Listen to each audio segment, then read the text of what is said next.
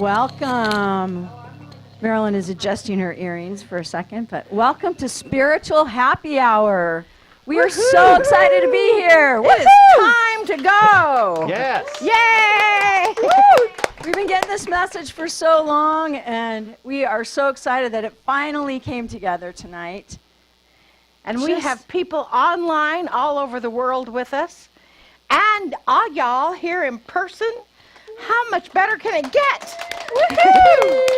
And live music we brought in with Master Randy Luna. Thank you. That's pretty special. You know, it is very special. We have some amazing angels that we would like to thank to get, because all of this, it takes a village to be us. And we would first like to thank Unity of the Hills and Buddy and Dorothy Horn worked tirelessly in this energy. They've come in and we've set it all up, and then we tested it again and set it all up again, and it's just thank you so much. Yeah, thank you. We would also like to thank our volunteers. Yes. Yes. Norma, Hello. Sherry, Over there, yes. Sherry, and Lainey, and Tracy. Thank you so much for being on site and helping us get this together.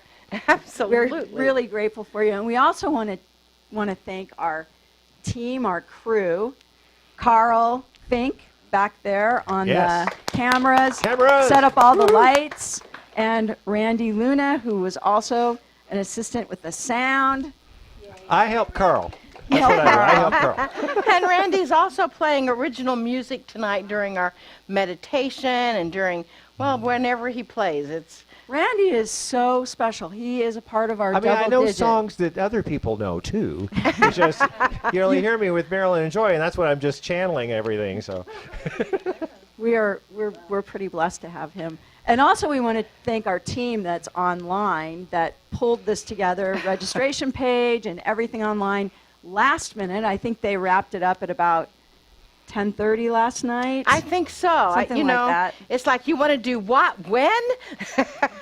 But you know, sometimes you're given that message from Spirit, and you know everything is going to flow one way or another, right? And so we're flowing with the path of least resistance. That's right. You learn to say yes. You just say yes and step forward and see what happens, and it's usually pretty amazing. So, and we're thankful for all y'all that are here live with us. Yeah. This is the first time ever we've ever done anything like this. We had a broadcast in 2019 here for the 9-9 double digit. Yeah, 9-9. The 9-9 of 19, 10 years. But we didn't have this set up. It was like pretend, according to this. So, and we just want to thank all of you. And you guys, if you hear somebody come in, they can come on up. Yeah. So come on in and have a seat. So why Spiritual Happy Hour? Well, you know, sometimes you just get the opportunity to breathe into the inspiration of your life. Breathe into fun. These last few years have been a little bit rocky for many businesses, for many families. People have decided to cross over. People have decided to stay, and they think, "Why am I staying?" and the world leaders are, you know, vaccinate, don't vaccinate, mandate, don't mandate, back and forth, war, no war, all of that. And what we have decided, Joy and I have decided, that what we really want is to just inspire people to be better people, to be the love that you are. That's what Adirondack says. Now, if you're not familiar with Adirondack, it's like, where have you been? This is not a night for Adirondack, although they will be present off and on, in and out. They are a multidimensional being, for those of you that don't know, that I bring in through divine messages, a divine link, and present Adirondack and the Council of Light. However, this is not a night for them. This is a night for us and all y'all. And so we're just wanting to help you, give you some nuggets and some good information that you can take home right now and use. Well, not right now, but in an hour and a half. And use and put into your life and use them in that capacity and help you live the love that you wish to live. And for us, before COVID, we were traveling every weekend almost, literally like 40 weekends out of the year. And then we stopped and we started doing everything online, so we were still very, very busy. But we really missed this interaction. And what we got out of that whole experience before or through COVID was the ability to reach so many more people online and the ability to also now do both of them. So we thought, this is not just for you, this is for us too, because we wanted something every week that would inspire us, that would get us focused on bringing in the energy of love and the truth of who we are and get through the week, right? Just get through the week and get back to the next Sunday and do it all over again. And right now, this is going to be twice a month, Spiritual Happy Hour. Why limit happy to an hour? It's not. It's 90 minutes. Oh, okay. So Spiritual Happy Hour is twice a month, the last Sunday of the month and the first Sunday of the month, because we still have a little bit of a travel schedule. However, yeah, we're pretty excited to announce that we are building a studio here in Branson, and it's going to be called Studio B for Branson, and also Studio BE for what we do. Yeah. Our own studio. And so we'll be able. I'm excited. I am so excited about all this. Right now we have a studio in San Diego that we rent and go out to San Diego once a month, and they go out. Carl and Joy go out once a month, anyway. But now, after March, I can stay here and not go out to San Diego once a month. And you may think, why wouldn't you want to go to San Diego? Well, you know, I love Branson. And after you do it every month for a year, you're like, I'm ready to stay home. Yeah. So we decided to build a studio here. So, yay! Yay! Yeah. And create a studio here. Exactly. So we should probably talk a little bit about our language. Yes. We do use the word God. That's a word we prefer, but we know some people don't like to use that word, and we don't want that to limit anybody. So if you're not a fan of using the word God, use source energy, use the universe, use whatever you need. God, I don't think God really cares what name you get. Use Barbara, use whatever works for you. The idea, Philippe. Yeah. Philippe. The idea is to receive the message. What other words do we use? You know, we use ego. Actually, you'll see we have some notes here that theoretically it keeps us on track. Notice I do say theoretically. We are going to meditate. We use silence, and we talk about our egos. You all know our egos, your egos, and I'm very familiar with my ego. Okay. What else are we doing tonight? We're going to do a meditation, and we're going to tell a story to get you into understanding some of the principles of A Course in Miracles. So this is not a class in A Course in Miracles, but because it's such a big part of our own study and our own life, we like to tell stories around it that can help you easily, or at least hopefully more easily, understand the principles of A Course in Miracles, because if you've never done it before, it's like, what?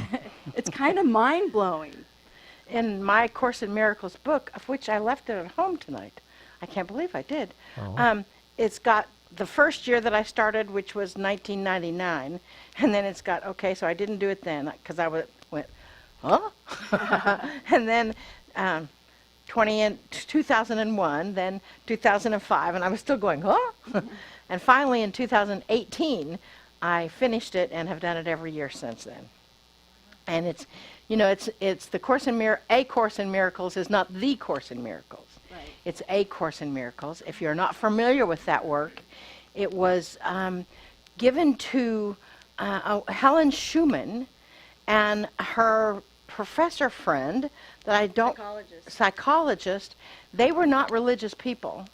They were teachers, and she was an assistant and he was a teacher. They were not connected to any religion or any belief system. Helen kept hearing these voices in her head, and finally she said, we have to write this down. And it was Jesus, Master Yeshua, who gave us a new interpretation of his stories. And so they are pretty powerful, and they are messages that sometimes you go, okay, I need to think about that for a while, which is why we're going to just work on a little bit of them right now. And we will take a question and answer period. So after our message, if you want to call it that, we'll have a time for you to ask questions. I think you maybe have had a note card, and so if you write down a question that you want to ask, or we'll open up a microphone to pass the microphone to you to ask the question, or if you have a particular prayer request. And again, no holds barred on the questions. I mean, they can be very personal questions, because what we've found are personal questions really have a global answer. And they can be, if you have a prayer request, if you're struggling and something in your life or something like that, then put that into the prayer request. At the end, we will have a big prayer or intention, meditation, whatever you want to call it. Some people have trouble with prayer. And then we'll include that in there. Also, if you're on chat, thank you. Thank you for being on chat. And you can put we forgot to thank the chat angels. Oh, the chat angels on chat. Thank you so much for being on chat with everybody. Angels. We are so grateful Chat for angels. all y'all. Yes. Yes, and who's on the chat? Mindy and I believe... Diane? No, her daughter. What's your daughter's name? Chat it in, Mindy. Oh, it just jumped out of our heads. We don't know, but we'll let you know. This is a test, Yes, it's a game. The wrong answer. And I think Julie and Diane may be around as well. And also, just a little disclaimer. We do not consider ourselves experts on A Course in Miracles. We are on this path like everybody else. We read it and we both go, what? And we talk about it every day, just about. And so we are exploring it in the same way that we ask you to explore it. We've had messages through A Course in Miracles that have just been life-changing for both of us. And we're also not therapists. We're not psychologists. You know, we believe in seeing a medical doctor if you don't feel well. We believe in talking to a therapist if you need professional help. We're coming from strictly our heart. We're coming from strictly our own experiences and things that have worked for us. Absolutely. And sometimes people think that, well, because we're standing up and you're sitting down, we are the experts, and we're really not. We just like to do things in groups. And what I found that according to Adironda and according to science right now, that your field is 26 feet across. And so every time you step outside, like y'all are in my field. And so if I keep my field vibrationally high and really happy, then it gives you the opportunity to match that energy. And then online, you do the same thing. You're not physically in our field, but you're online, virtually in our field. Right, and together we create a collective, even with the people online. And so that's why it's so valuable to go ahead and ask questions that, even if they are personal, because chances are in the collective there are other people who want to ask the same question. And excitingly enough, science is now proving that when I shift, you shift. And when you shift, you shift. And when you shift, she shifts. Science is proving that the field is a power-filled energy of magnification and manifestation. Because what you're feeling in your heart, what you're feeling in your energy, is what you are creating outside of your energy. And that's actually a really important point of spiritual happy hours. We want you to walk away remembering that you are creating everything that you see in your world, and you also have control over that. I think that as spiritual people, we have a responsibility to step into the truth of who we are and help to shift the planet. I think that the world really, really, really needs us right now. And, you know, science is proving that consciousness creates form. And Joy has talked about this forever, and we've talked about this forever. So wherever you are is what you're creating, which is why we should go into a little heart coherence. Oh, yeah. You know, we're going to explain to you what heart coherence is, Joy is, and then she's going to do just a little guided meditation to bring you into your center, and you tell them about it. Heart coherence comes from an organization called Heart Math. I don't know if you're familiar with them. You can Google them. They've got a great website. And what they've done is they've measured the coherence all over the planet. They have these devices that measured just before the planes hit the towers in 911. They saw a spike before it actually hit. I mean, they have the most fascinating science, and I highly recommend you go and check them out. But heart coherence is a tool that we use a lot of. I particularly love it because anytime you're just feeling human, you know, you're just feeling a little out of sorts, you feel like, you know, maybe you're living in the past, or maybe you're worrying about the future. We all do it. In fact, you know, I talked about it this morning that 85% of our thoughts are negative. And heart coherence is a little tool that just allows you to stop, take a breath, and go into your heart. Get your breathing into your heart. I'll take you into coherence in a minute so you can see. We'll be doing this every Sunday so that people can learn to use this tool regularly. So if you want to clear your lap and just get comfortable in your chair, and just relax. You could do this standing up. I mean, once you do it enough, you can do it in the grocery store. You can do it wherever you find yourself a little bit triggered. You can close your eyes if you'd like to. You can leave them open if you'd like to. Just pay attention to your breath. When we breathe, we bring ourselves fully present. And now consciously slow your breath down. This is the key. Try to take an in-breath and then go 4 or 5 or 6 seconds to the out-breath. Just slow your breathing down.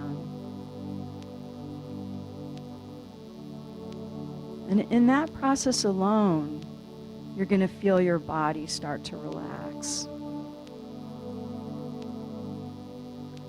Now, I want you to imagine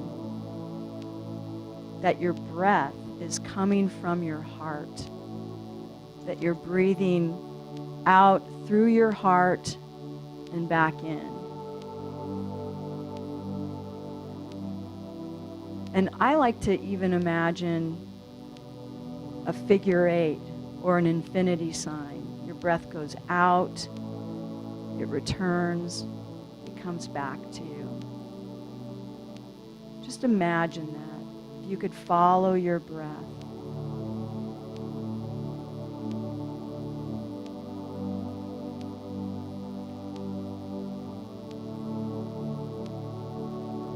Now think of something that you absolutely love. It could be another person, it could be a pet, it could be a place, it could be something you like to eat, it could be music, it could be anything. Something that the minute you think about it, you just want to smile. You can just feel your heart open up just thinking about that.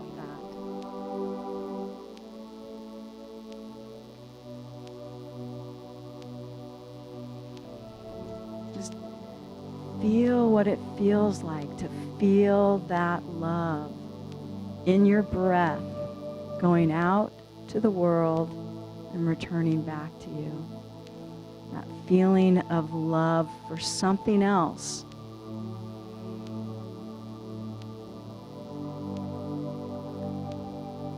And now you're in heart coherence. You're in heart coherence when you experience that breath and that feeling of love going from yourself and out into the world and returning back to you.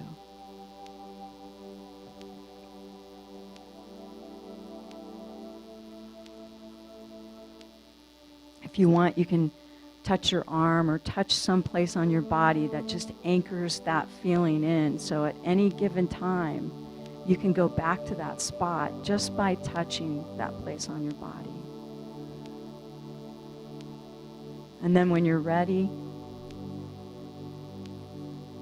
wiggle your shoulders, roll your neck, feel yourself in the chair. Come on back. How's that feel? Isn't that amazing? Feels great. And you can do that anytime. Thank you. And Thank you, Andy. Maddie. That's her daughter's name. Maddie. Thank you, Maddie. You know, sometimes you just have to get still. You win. And the answer will come. Thank you, Maddie, one of our chat angels.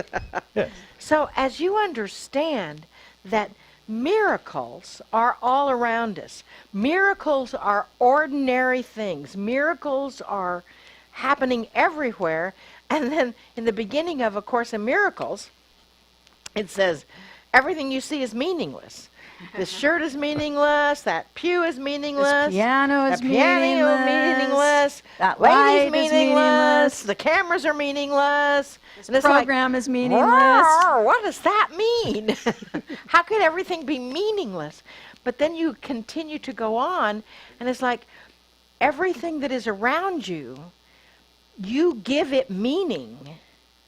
And the only thing this chair has is because I identify it as a chair, and that gives that energy.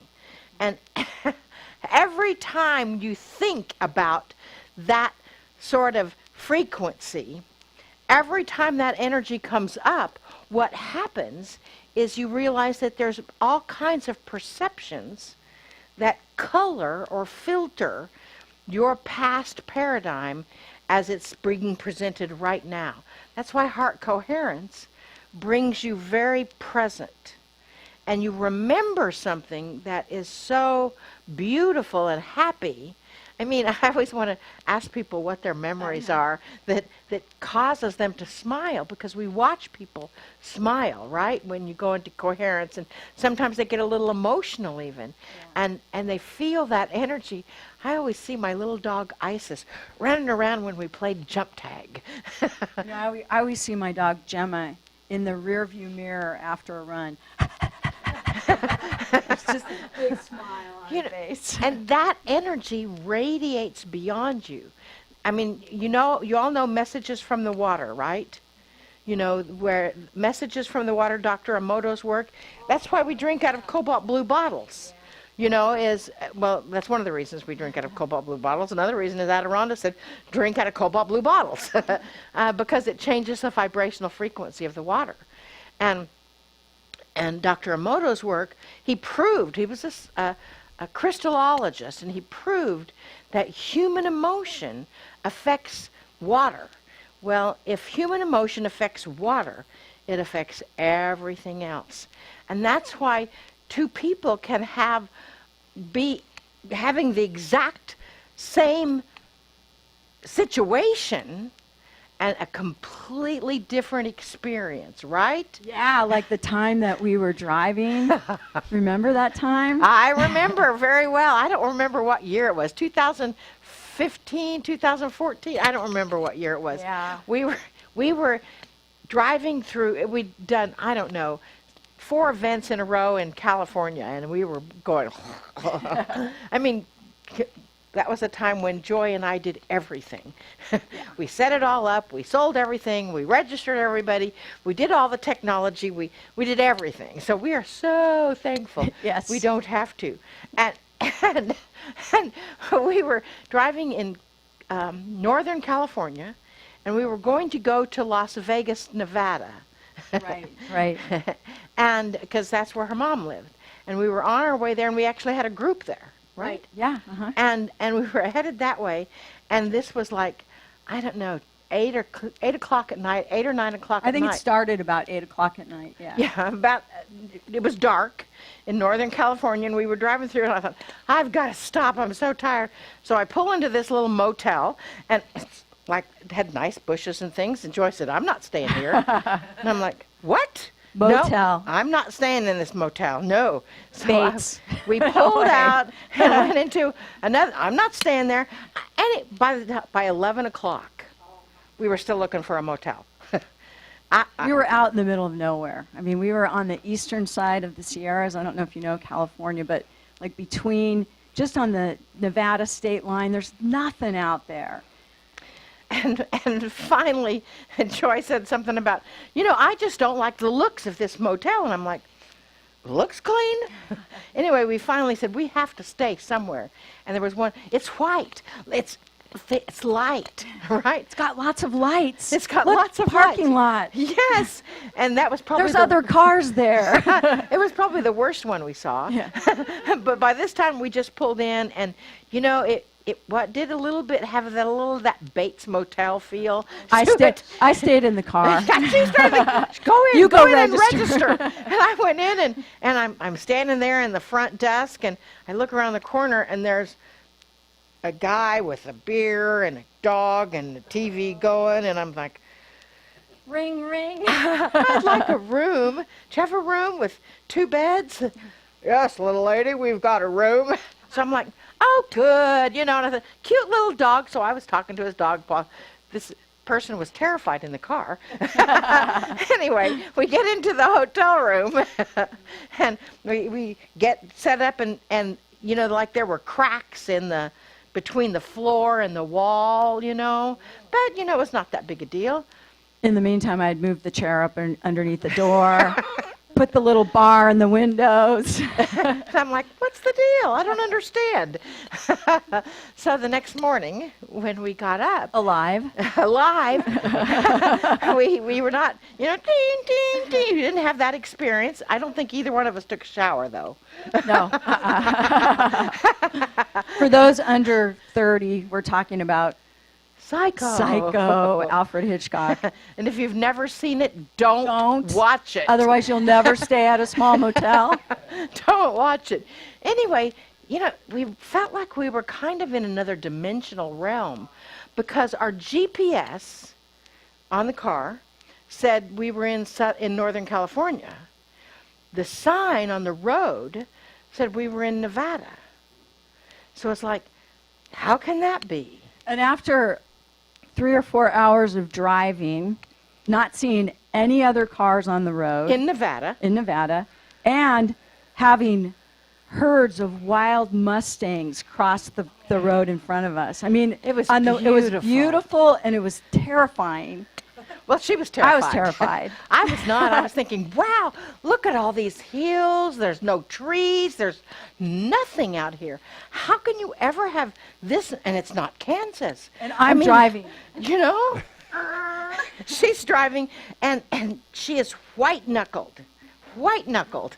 And we pull into this little restaurant place, and it looked a little seedy, Well, but we had to go to the bathroom. We got gas wherever we saw gas because we didn't know, when the next gas station was going to be. And we pulled in, and it was a gas station, restaurant, Elks Hall. and there's nobody there except one guy, two guys. Wasn't the one guy the guy on the motorcycle? Yeah, the guy on the motorcycle at the register. Hold on to that fact. Yeah. So I go to the bathroom, which you have to go through the Elks Hall back to the very back. But I'm not going. She's like, I can hold it. I go back to the bathroom, and while I'm in the bathroom, they turn the lights out. And I'm like, well, that's ridiculous. So I storm up to the front and say, hello, I was back there. Oh, sorry. So we get out to the car and again drive for... I think we're about 30 minutes outside at this point. And, I don't know if you've ever driven back there. It's very desolate. And it's wild because it's got this road that goes like this, and then it goes like that. And so, for a while, we were the only ones on the road. And I kept saying to Marilyn, this is so weird. Like, there's nobody here. And all of a sudden, I look up in the rear view mirror of the van, and I see this guy on a Harley with, like, a long, greasy ponytail and a sleeveless vest and, this bike like this. And as I'm going down, I see him coming up. And as I'm coming up, I see him going down. And each time he's getting closer and closer. And I said to Marilyn, I don't like this. There's this guy that's like, he's getting closer to us. Marilyn's like, oh, it's so pretty out here, and I wonder where those horses are. And I turn around and look at the guy, and I'm like, oh, nice motorcycle. Is that a Harley? We stop at this little store to get some water, and we go into the store, and I'm looking around, seeing is there any snacks or water. Joy gets her water and goes out to the car. Locks the door. Locks the doors, and I'm like, and finally, after we drive away, Wait, so we're driving down the road, and I see this guy, and he's getting closer. Pretty soon, after about 40 minutes of driving, he's sitting maybe 12 feet behind the car in my rearview mirror. Like, he wants us to see him. And I said to Marilyn, I don't really like this. This guy's like sitting right in my rearview mirror. And she kind of looks back, and she's like, oh, it's fine. All of a sudden, he pulls over to the left, and now he's sitting right in the side view mirror where I can see him, right? And I said, I don't like this. This guy's like right in the mirror. I mean, grabbing the steering wheel. I don't like this. I don't like this guy back there. And then he takes off. And I go, watch. We're going to come over the hill, and he's going to be sitting on the side of the road, and there's going to be some other guy, and they're going to stop us, and they're going to pull us out of the van, and they're going to chop our head off and mail it back to our family. And I'm like, what? What? And she said, yes, he's going to be stopped, and then he's going to come on, and he's going to pass us again, and then there's going to be a road sign, and there's going to be... So sure enough, we come over a couple hills, and there he is. He's sitting on the side of the road, watching us. And I'm waving. The other guy's not there yet. Watching us. And Marilyn's like, hi. I'm like, oh my God, don't wave at him. Pretend he doesn't see us. So we keep going, and I said, you watch. We're going to come over the hill, and there's going to be like a road sign, and now he's going to pull us over. They're going to stop the van. We're not going to be able to go through, and they're going to pull us out of the car. They're going to chop our head off. They're going to put it in a box and mail it home to our family. And I'm like, where does this come from? I'm from Kansas. They don't do that in Kansas. She's from California. Maybe they do that in California. But it's like, that's so weird. So he pulls out, and he does pass us, gets out of our sight. Again. And by now, this is like probably 2 hours have gone past that. We haven't seen another car. No other vehicle. Another vehicle. Our phones house, don't work. Our cell phones don't work. No cell phone signal. Nothing. And Joy's like, we've got to find somebody. And We come over the next hill. Sure enough, there's one of those construction diamonds. It's in the middle of the road, and he's sitting there on the side, and there's a guy with a construction hat waiting for us to pull up. I'm like, and the stop sign. What to do? I don't know what to do. Everyone's like, oh, stop it. It's not going to be a big deal. I roll my window down. He comes walking over to the window. I'm like, put your window up. He goes, what are you two ladies doing out here? And I look at his vest. I can't make this up, right? I am not kidding. It says psycho on it.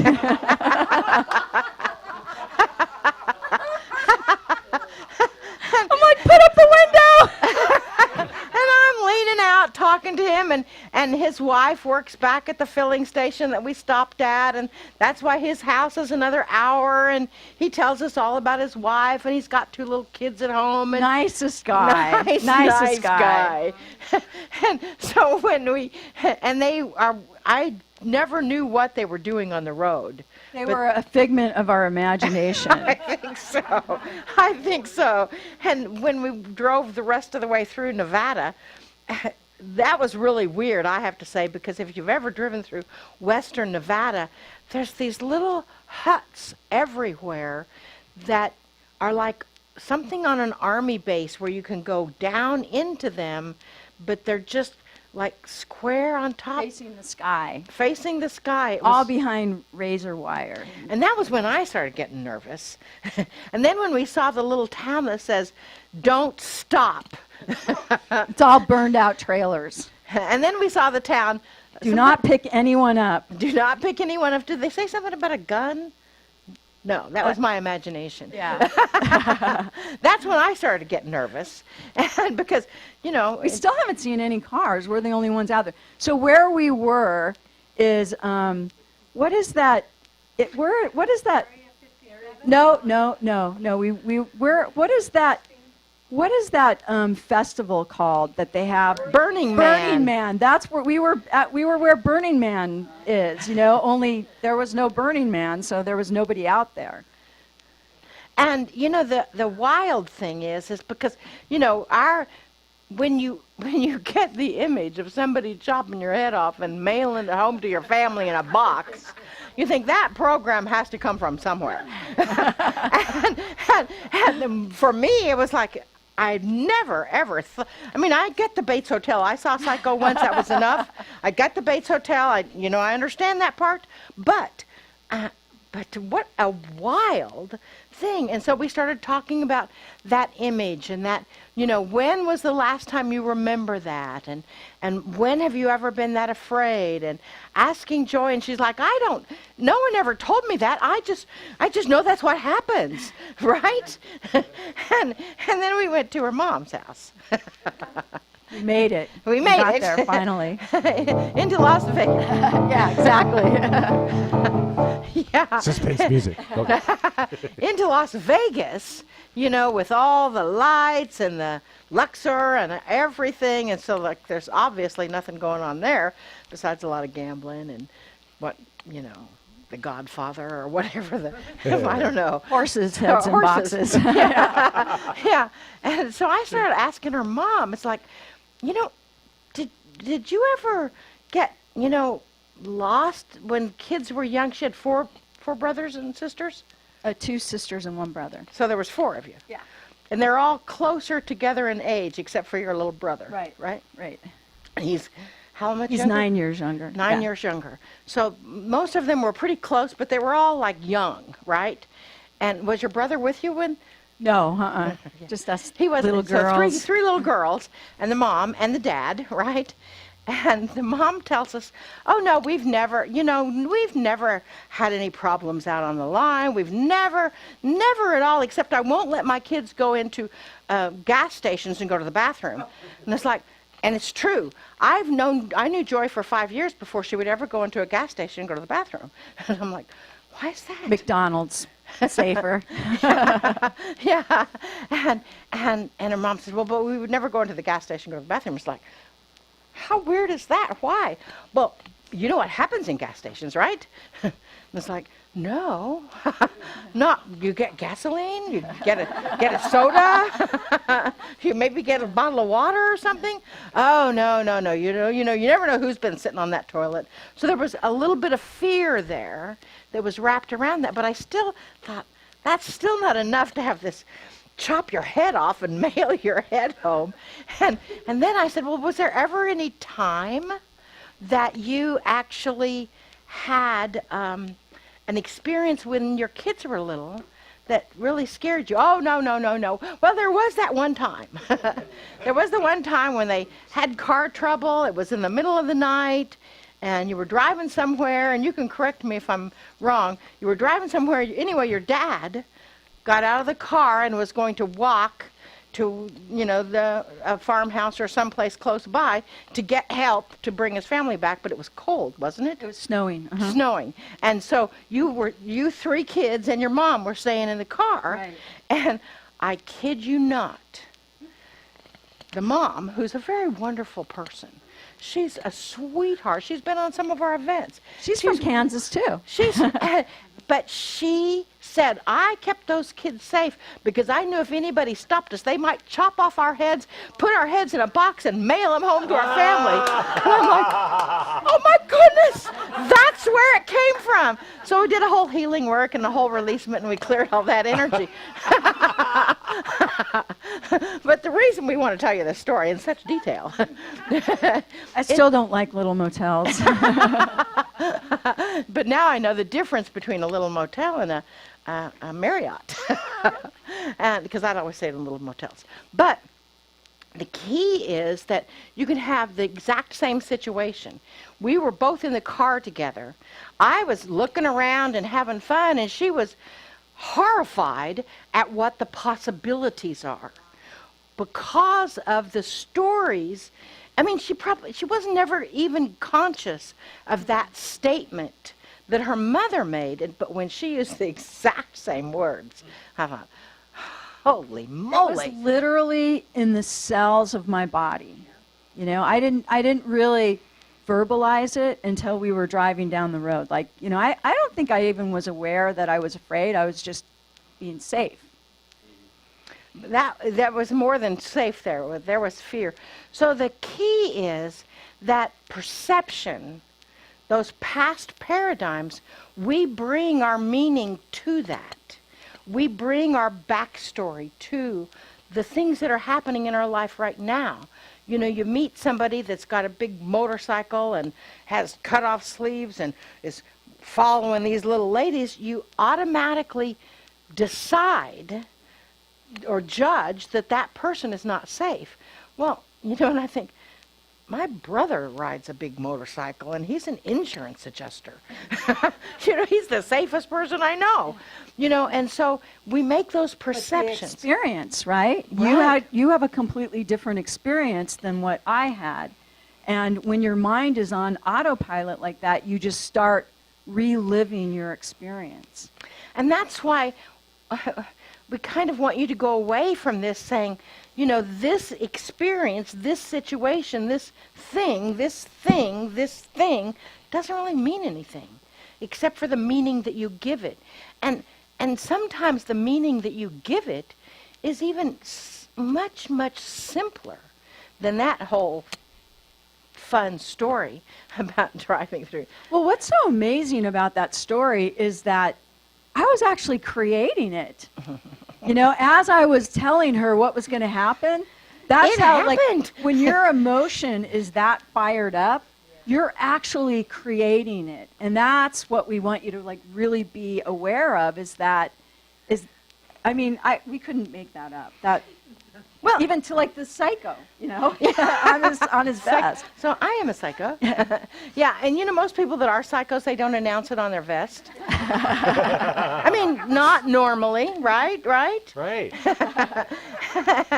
And if they do, you know that they're okay.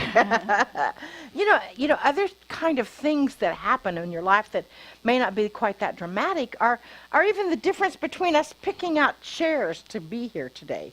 And we just wanted to let you know that these chairs have changed because she was going to be on this tall wooden stool over there, which is this tall, and I was going to be on one also. But, you know, my get-along is not that high. I couldn't get up on it, so I picked this one. Actually, I picked this one to sit on because it's really nice and round, as I am. and then she decided she liked that one. And then I came over here to this one. Thank you, buddy, for bringing this in, which is actually the perfect height for me, because in my world, it's really all about the chairs. You know, it's all about the chairs, because you all can touch the floor. If I were to sit on those pews, I would not be able to touch the floor. And on most chairs, I could not. That's why I have these shoes on. The people online can't see them. That's why these are, it gives me a good 2 inches. And so this is for people under 5 feet, right? yes. Yeah, okay. This is for people under 5 feet. People that are over 5 feet, they can touch the floor on most everything. But our experience is different. You know, Yes. like the chair experience is different, right? The first time I went into Marilyn's house, I was in her kitchen, and everything is here and below. And I'm with the cabinet open going, where's the salt? I can't find anything in her kitchen. The experience is different. the only thing that's on the top shelf are things that you only use once a year, but you get a little ladder out to get to them, right? And in her kitchen, I have to get a little ladder out to get the salt and to get everything. And it's a difference in perspective. You know, we used to, before COVID, traveled every year, every weekend actually, 40-some weekends a year with Lee Carroll, and we would channel side by side, and Adironda would be there with him. Those are all available online if you'd like to listen to any of them, and on our Adironda.com. And when the first time, he had this big tall stool there for me to sit on, and I'm like, okay, great. You know, because you get the opportunity to shift your perception based on what you eventually want the outcome to be, right? And my perception was that I can't get up on a tall stool because it wasn't very easy, because I'm a smaller person. And it might look funny. It might look funny. So, due to the mother of necessity, on stage, I learned how to stand up and hike one side up and get on a stool gracefully. And he learned that if he put his hand on the back of the stool, on the back of the chair, that it stabilized it for me. So it didn't fall over when I was on the edge of it. So the difference... Why did you choose to do it that way rather than make a big scene over having the chair too big? It was Lee Carroll. I mean, I was given this opportunity to channel in front of hundreds, maybe thousands, that would change our world forever. And I was not going to argue. I was not going to be the prima donna saying, I need a new chair. I mean, here I can say, I need a shorter chair. There, I didn't feel like I could. And I thought, I'm going to make this work. I can do this. And I did. And the difference is I didn't give that situation any meaning. I didn't give it, I just did it. And you could have allowed it to sabotage your whole opportunity. Absolutely. Right? Yeah. Absolutely. Especially if you've ever seen Adironda, they kind of lean forward, and they, you know, when it's a slick chair, you're like, whoo. Especially if you can't reach the foot, you know, you have nothing to brace yourself with. But I didn't let that, because I didn't give that any meaning. I didn't hold that energy to that. Does that make sense? That's to me. Does it make sense to you? Yeah. So the whole point of this part of talking about A Course in Miracles is the first, I think, 6 lessons is all about learning to see the world and not give it meaning. You know, is to, like, as an experiment, to walk around and just say, you know, these drums, I see these drums, but they don't have any meaning. I see that pew, but it doesn't have any meaning. And with your perception, the only meaning that you give is from your past, because you base it all on past paradigm. But if you remain present, and the presence within you, you don't have to assign a meaning to something, to people or situations. You simply go through them and experience them in the beauty and wonder of heart coherence, the beauty and wonder of the world that we are living. And one of the things that I love that A Course in Miracles says is the definition of a miracle. The definition of a miracle is just a change in perspective. It's just looking at something differently. So what we'd like you to do right now is think about, just take a moment. Randy's going to play just a little ditty of music so you can just stop. And the people online, we would like you to do this as well.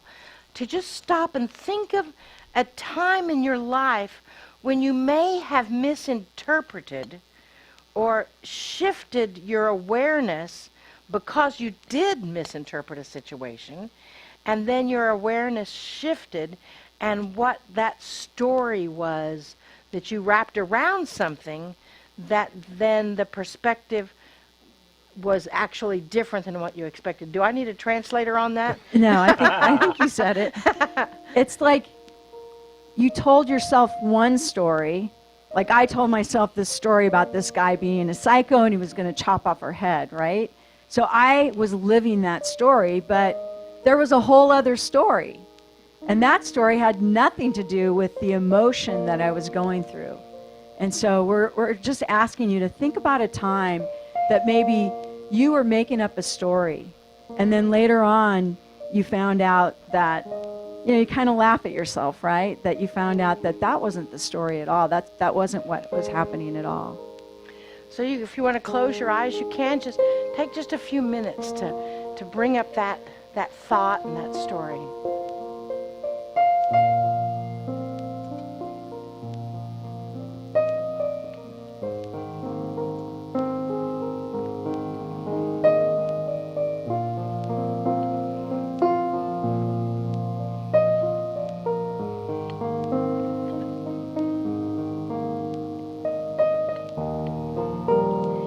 Whenever you have it in mind, just go ahead and open your eyes and look forward.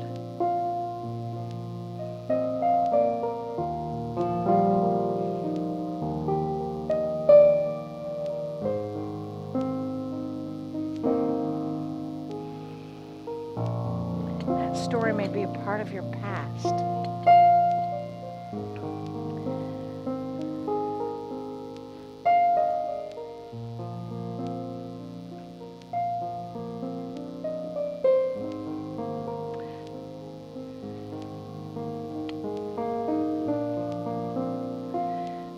Now, what we'd like you to do is take that story and turn to the person next to you and tell the story and tell them what the misinterpretation was.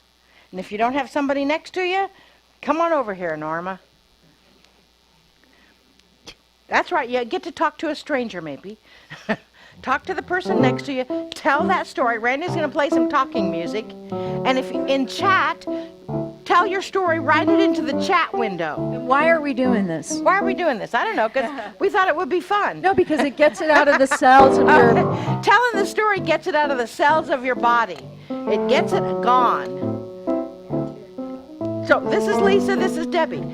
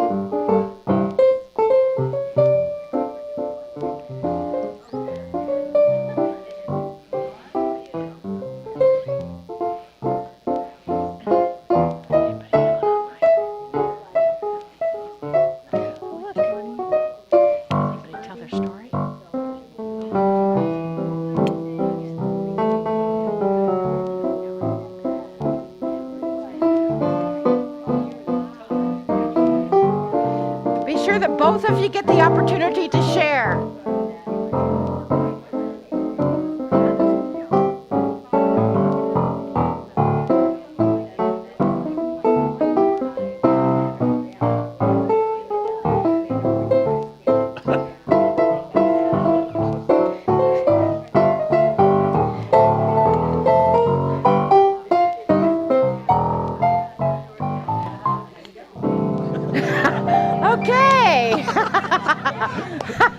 Now that was a ditty. That was a ditty. So, how did that, and they're still talking. We love that. Yeah. Absolutely. How did that feel? So by telling it, getting it out, now you don't need to tell it anymore, right? The story's done. Just the awareness of it will start to dissipate it. We want to hear the rest of that story, right? I married him. And there were people, we were looking online, there are several people online that shared their stories. You know, just sharing it and getting it out. That doesn't mean you're reliving it again. It's just about, oh, this was a misinterpretation, and that... Walk this way. We're being directed. Thank you, Director Carl. So with that energy, and thank you, Randy, that was a great little ditty you played. Well, thank you. That was really fun. Something I just whipped out of my pocket. That's a story you tell yourself, right? Yeah, I tell myself, yes, that's it. And with that story, you know, your misperception and your reorganization of it and realizing who you are and what you're here to do, what we would like you to do, your assignment for this week. Should you accept it? Because everything's a choice, right? Homework. Right. Even though, you know, you don't have to believe anything. You just have to try it, do it. Is look around at your world and look at those things as they're meaningless. This is only meaningful because I give it that energy. This only, you know, if somebody triggers you, you know, this is only meaningful. If they trigger you, you should put the scarf on your head. Yes. You want to hear another story? Lainey lived it, so we have, when you're triggered, you know, when no one can hurt you. No one can make you feel bad. You're the one that makes you feel bad. And when you're triggered, just put a scarf over your head. There's a whole story behind that. Maybe we'll tell the story next time, huh? There's a whole story behind it about when we all went on to, 4 of us went to the Cree. We should save the story. We'll save the story. We'll tell you next week. But no one can see you if you put a scarf over your head. It's triggered, you know. Right. Somebody pushes your button, put a scarf over your head. That way they can't see you. You have a few moments to say, okay, so none of this is meaningful. Awareness, breath, choice. Awareness, breath, choice. The only meaning I give to this is the meaning that I give to this, and it's all based on my past world. Okay, I can take the scarf off my head. See what I say? Mm-hmm. We'll tell you the story next week. But, so that's your assignment for this week, is to really look at your world around you and see the meaning, false or not, that you give to things, and realize that you are just making it all up. All of it is your own creation. And when you have that creation, when you have that energy, if you're going to make it up, you ought to make up something a lot more fun. Make up something you love. Yeah, exactly. That's why we take you into that heart coherence too. So like, for example, let's say you're afraid of dogs and you see a dog and you're trying to not give it any meaning, but your body is like going, no, this is not working. See if you can drop into heart coherence. See if you can just like slow your breath down, drop back into your heart, and think of something that you really love. It will shift the emotion in your body. And you know, you've seen it all the time. If you have a dog or a cat, somebody comes into your house, they don't like dogs or cats, that dog or that cat, because they say, oh, I don't like dogs or cats, I don't like dogs or cats, that dog or cat is coming right up to them, jumping on their lap, saying, hi, how you doing? And so with that, you're creating that perception, right? Right. So what we're going to do right now is we're going to go into a little meditation to sort of rewire your brain and rewire your system to allow the meaningless things to drift away and bring the meaning into your core. All right? I'm going to sit down while I do that. Is that okay? Yeah. Sir Director? Maybe. Here? Okay. Yeah, bring your chair up here. Your chair is mobile. It's the belief that you give to that chair. Yes. Is that good? Yeah. How's that? Good. I knew that would be better. Okay. So just take a deep breath.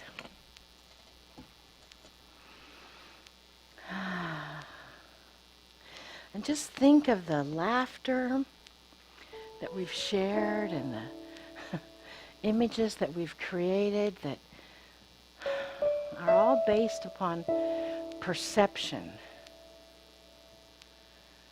a different interpretation.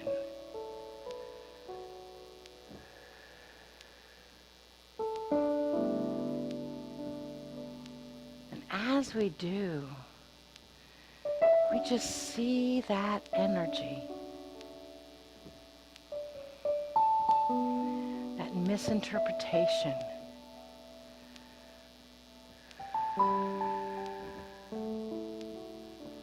sort of drifting away from our energy field.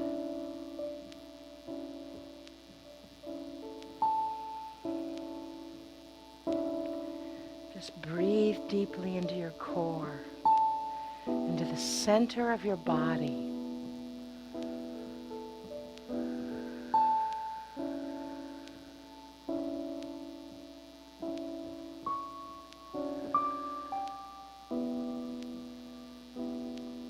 As you breathe into the center of your body,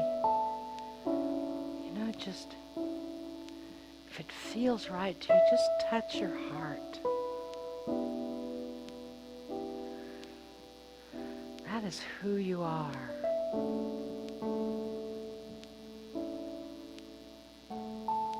There is correct, wonderful interpretation there.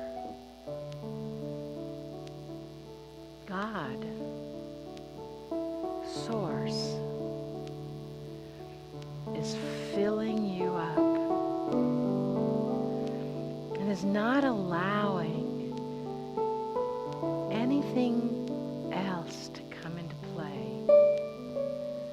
So if old thoughts, old memories, old situations that you're ready to let go of surface, just take a deep breath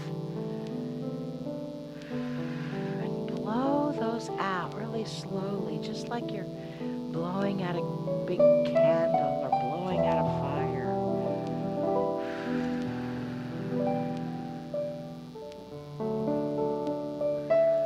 And as you breathe into that center of your body,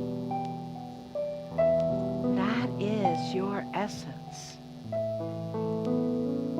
That is your true vibrational frequency.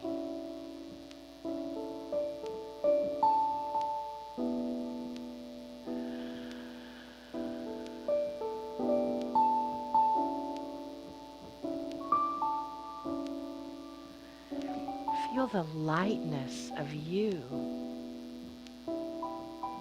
coming in.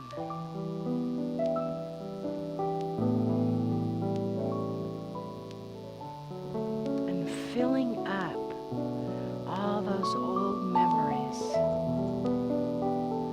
all those old stories that you've been telling yourself about people, about situations that are not necessarily reality.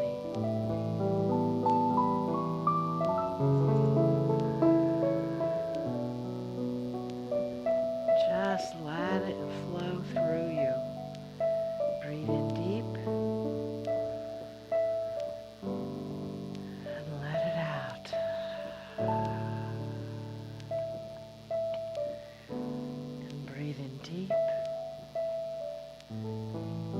Let it out.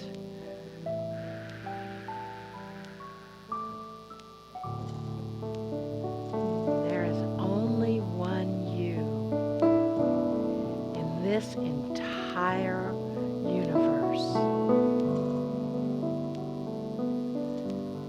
You are unique, and you are not unique. You are one of millions, but that's all there is just you, like you.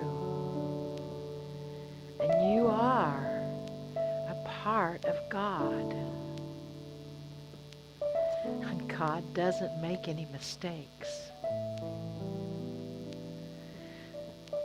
Everything that has happened to you in the past has brought you to this moment in time. Any meaning you give to something is all based on your past paradigm. So it's time to make up new stories. It's time to bring the meaning to you and turn it over to God and say thank you.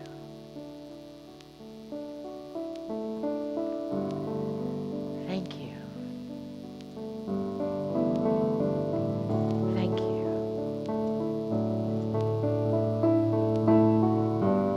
Take a deep breath. Just feel that gratitude for you.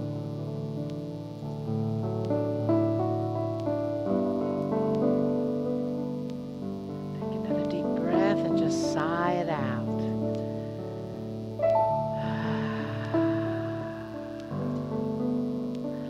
And again, take a deep breath and sigh it out.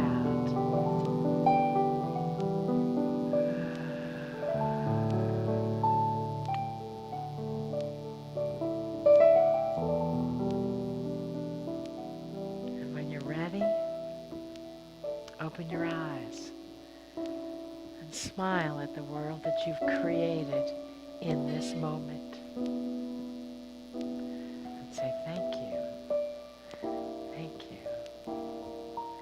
Thank you for this creation.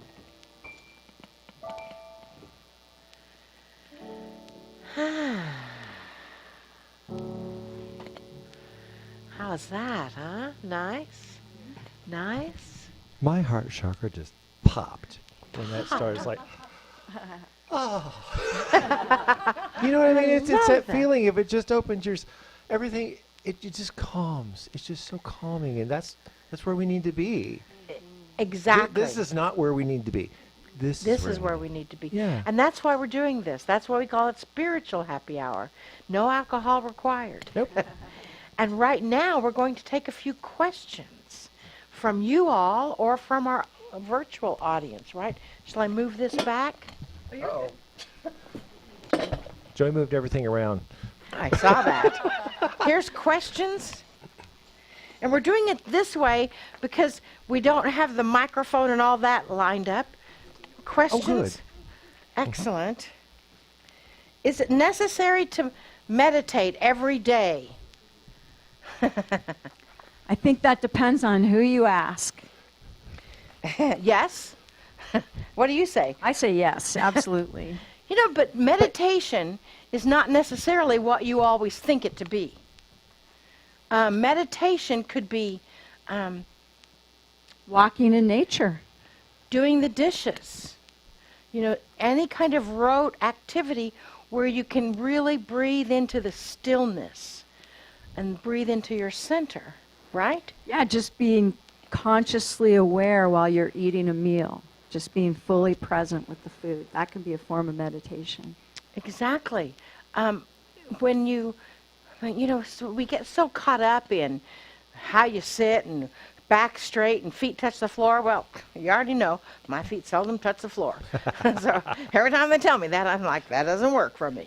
So, but understand that meditation is not just sitting in the yoga position. It can be most anything. I honestly, there's a friend of ours here, Tracy, she chops wood and actually splits lumber. That is her form of meditation and works through that. You know, it would not be my form of meditation. No.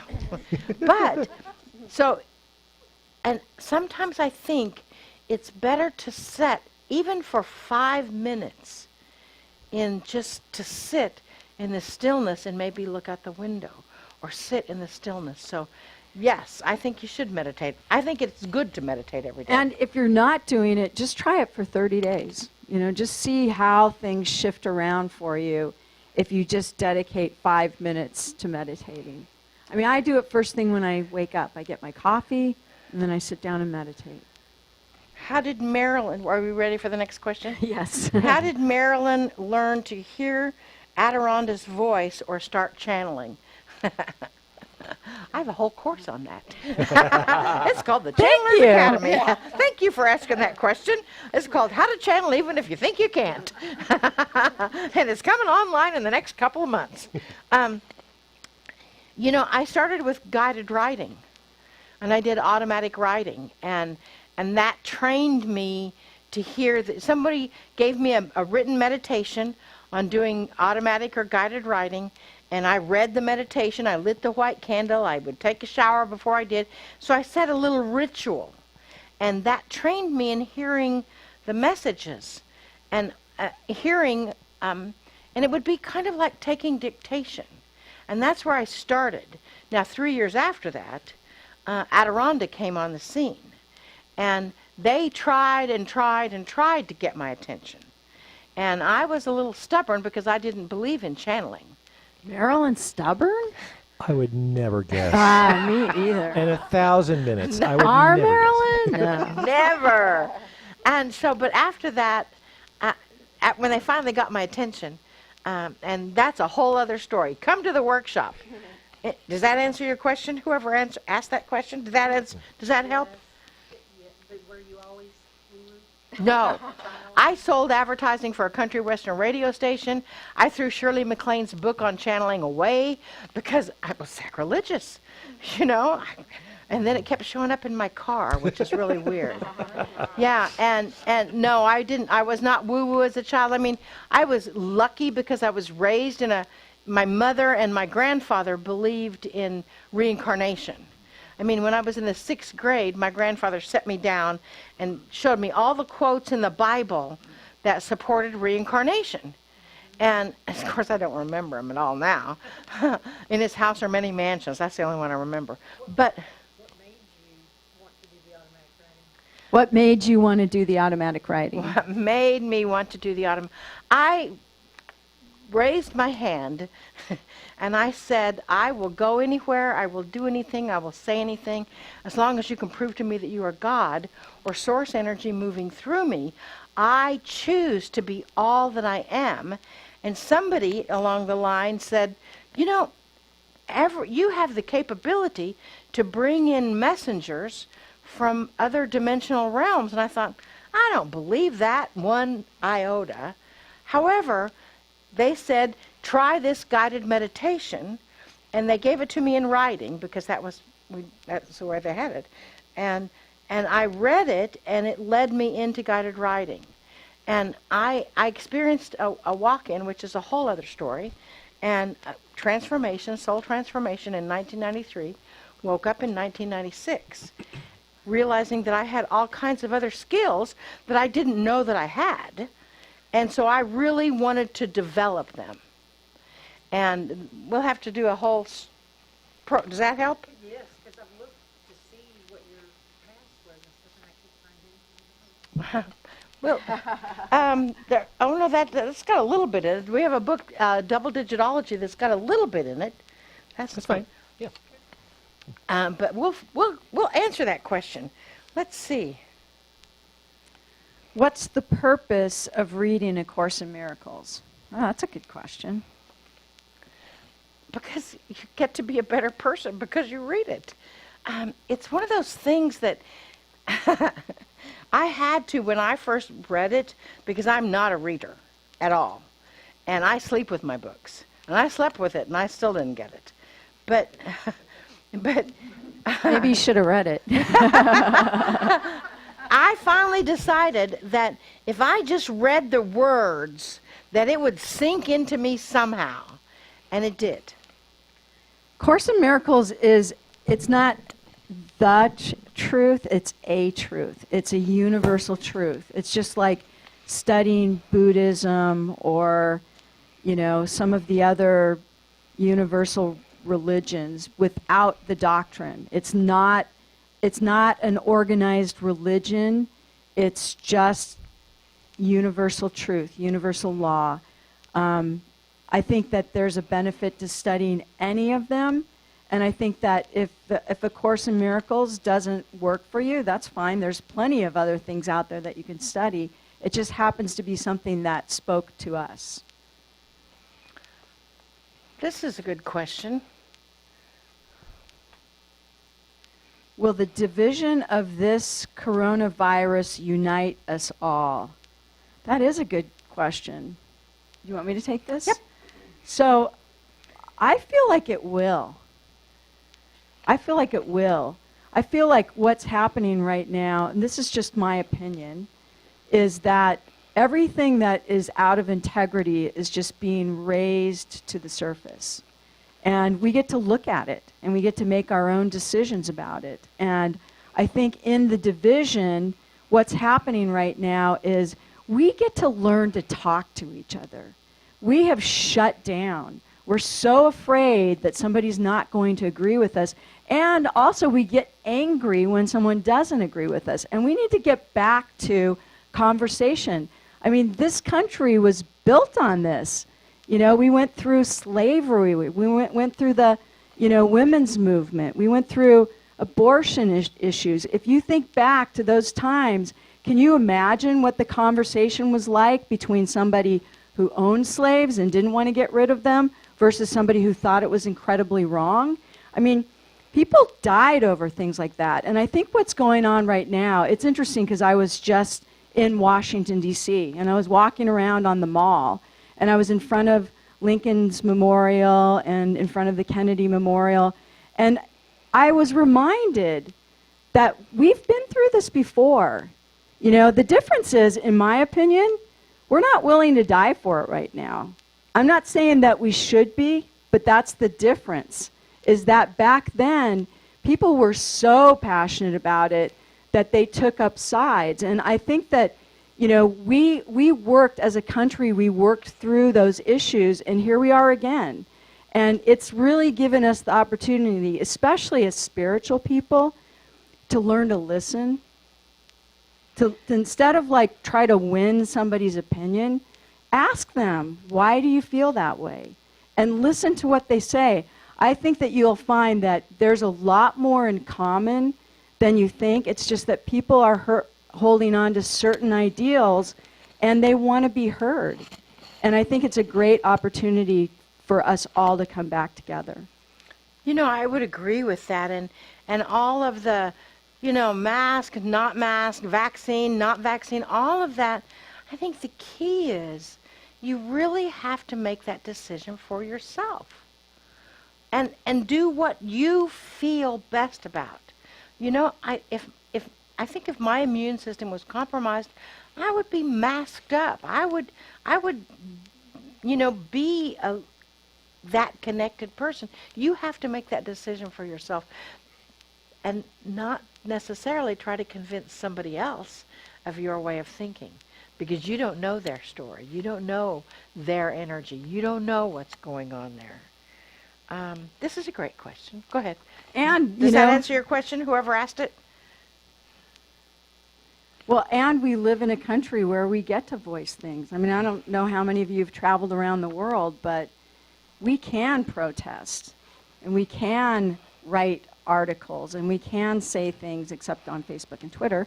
But we can, we can make our voices be heard. Right. And I just think that we get the opportunity to do that, and we can vote. Mm-hmm. Are you doing private sessions? Dun, dun, dun. Dun, dun, dun. Yes, I am doing private sessions right now. I've opened up 3 months worth, January, February, and March, doing private sessions, private consultations, holographic healing sessions, as well as channeling sessions. And right now I'm sold out through March, and there's none available at this point. And we may open them up again. So if you're on our email list, you will get that notification. If you're not, and act fast, because they sell out fast. But I also have 20-some graduates of a 12-module, almost a year-long course in the Channelers Academy that I have now trained people in integrity, in hearing, in understanding, just like what you were talking about, trained people, and I certify them. And so if you can't get a session with me, then we would recommend one of them. I just got a thank you from somebody that I recommended. I got a thank you from one of their clients that said, that was the most amazing information I've ever heard in my life. And I'm like, yeah. You feel like, well, my little baby's getting grown up. The next question, how many archangels are there? Some people believe there's 16 archangels. Some people believe there's 12. Some people believe there's 24. I picked 16 just because that's in the middle. That's your belief system. That's my belief system. When did you first realize your spiritual destiny? Oh, for me, my spiritual destiny, wow. I think I'm still realizing it. I think it's a journey. I think it's ongoing, and just as you think you know a few things, you go, whoa. A whole other world opens up to you. When I first came on the path, I have to say, I was not woo-woo 12 years ago. I was a type A soccer mom in Los Angeles, and I did not know what channeling was. I think I'd seen The Secret. I did go to church. I went to the Methodist church, but I wouldn't have considered myself religious or spiritual. It was more of a community for me until I started doing all this work, and until I really realized that spirituality was all inside, and it wasn't out there. But I think I'm still in my spiritual destiny. How about you? Yeah, I think I asked myself my whole life. I changed jobs about every 2 years, and I asked myself, from the time I was 22 when I graduated college, what do I want to be when I grow up? Until 1999 when I started channeling, and I thought, oh, I could do this. Only my own self-perception, my own judgment, my own fear stopped me for 10 years until 2009, 2010. And that way, then I realized that this is really what I want to do, and I choose to make my living doing this. Before then, I never could make my living doing this. I just asked myself, what's the best thing that I do? And in my guided writing, I heard, I said, do I want to be a speaker? Do I want to be a teacher? Do I want to be a healer? Do I want to be a channel? Do I want to be a, this and that and the other thing? Or do I want to work for a hotel in Branson? Do I want to do, work for a show in Branson? Do I want to write shows? And I heard very clearly in my guided writing, you will use all of that in what you have in store for you. You'll need help. Da da da! There. Then Joy came on board. So I think, does anybody have any questions that they'd like to ask us right now? I don't know if there's any online. Yes. So you're from Kansas and you're from Southern California. California. Yeah. And What brought you to You're Branson? in shock, I know, because I used to live in LA. I'm actually not in shock. I She actually came out here to visit. made a very once conscious choice to be here. Yeah. but the first time she came here, she was in shock. That's what I mean. Yeah. Because I was in shock when I first went there. My grandmother. To Los Angeles. Yeah, I was like, Yeah. When people, Trees. yeah, Donated out here. when people ask me why I'm in Branson, I say 3 words: no more traffic. I just got tired of, the pace. I got tired of the traffic, the amount of people, the cost of living. And when I came out here, it just felt spacious. Everything I liked in California except the ocean was here. I had the mountains, I could go hiking, I've got the lake, So and Carl, we both came from California, and I tell everyone how great it is. He tells everyone it's awful, there's lots of bugs, the humidity is terrible, people don't have any teeth there, they got shotguns. Because he doesn't want anybody to come here. And half the people in our neighborhood, the new people, are all from California. So. And I came to Branson because I had the illusion that I'm a playwright. I used to write plays. 4 minutes. Okay. So we'll tell that story another time. Next time. Next time. Is this prayer requests? Is this prayer requests? Let's make it prayer request. Is that prayer? I've got 3 responses: fear, anger, blame, withdraw, seek personal peace, extend love, and service to others. Does that sound familiar? Yes. Yeah, they're not prayer requests. It's more like what you were talking about.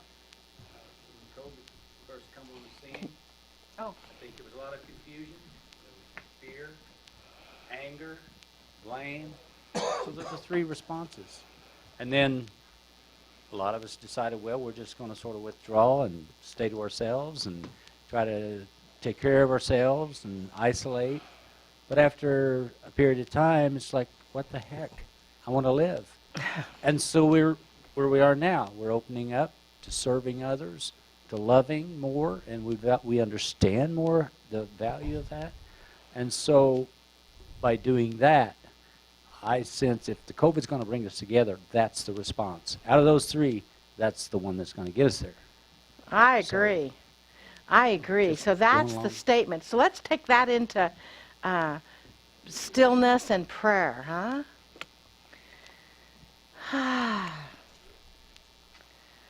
Dearest divine beings of light that we are, breathe into that connection of you and hold the energy of the release and integration of all fear, all anger, all blame, and embrace the personal peace that the source of all that is has in store for us. That we extend our love and service to others. That we, as light plurkers, extend our energy to encompass those that are sick, to encompass those that are in pain, and to help them feel that energy of personal, divine peace. We give thanks for this opportunity. We give thanks for the energy of creation that we are experiencing.